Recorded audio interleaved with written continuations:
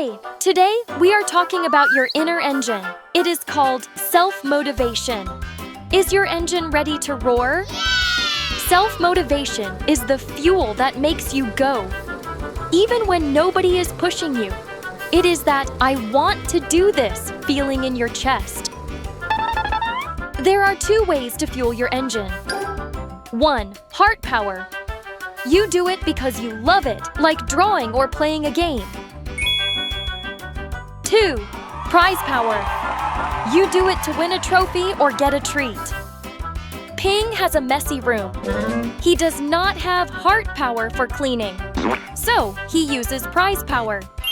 He tells himself, "If I clean for 10 minutes, I can go outside and play." Vroom! His engine starts moving. Sometimes a task looks too big and your engine stalls. The secret?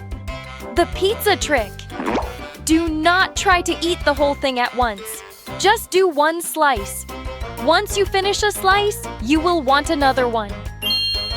Is your engine making a weird noise? Did you make a mistake? That is just a pit stop. Everyone needs a quick fix-up before they keep going.